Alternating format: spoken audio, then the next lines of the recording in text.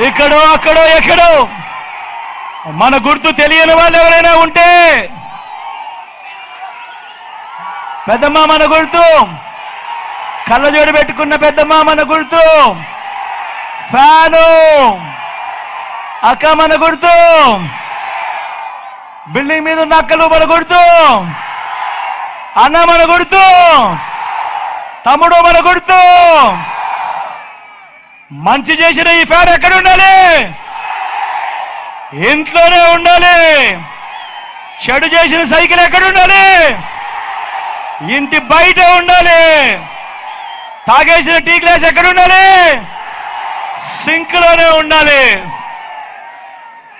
ఈ మాటలన్నీ కూడా చెబుతూ మీ చల్లని దీవెనలు, మీ చల్లని ఆశీస్సులు నా కుడి వైపున శంకరన్న నిలబడి ఉన్నాడు.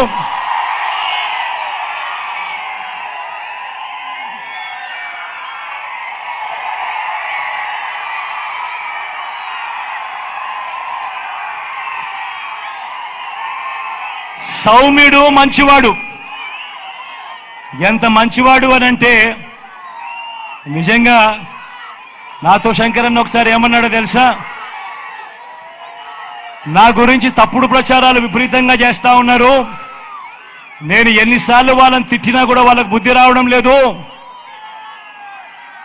అన్న, ఒకసారి నా పేరు ముందే అనౌన్స్ చేసేయండి అన్నా, ఈ సమస్యలు ఉండవు అని చెప్పి కల్ముషం లేకుండా మాట్లాడిన మనిషి ఈ శంకరన్న.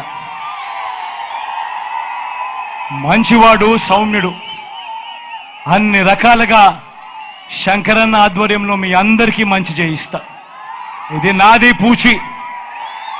మీ చల్లని దీవెనలు, ఆశీస్సులు అన్నపై ఉంచవలసిందిగా సవినయంగా మీ అందరితో కూడా కోరుతా ఉన్నా.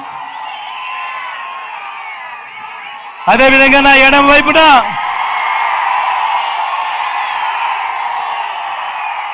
అనిల్ నిల్చుని ఉన్నాడు. నా తమ్ముడు, యువకుడు, ఉత్సాహవంతుడు, మంచి చేయడానికి ముందుకొచ్చాడు.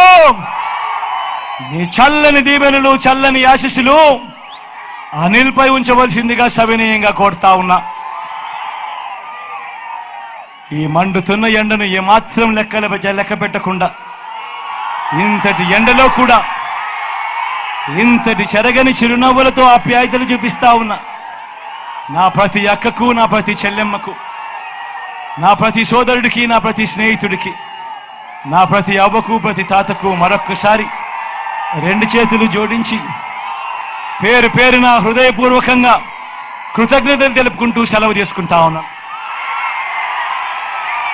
మీ బిడ్డ ఒక్కడే ఒక వైపున ఉన్నాడు. అలానే మంచి చేశాము చెప్పుకునేదానికి ఒక్కటంటే ఒక్కటి లేని వాళ్ళంతా కూడా ఈ రోజు ఏమవుతా ఉన్నారు. మీ ఇంట్లో మంచి జరిగి ఉంటే మీ బిడ్డకు తోడుగా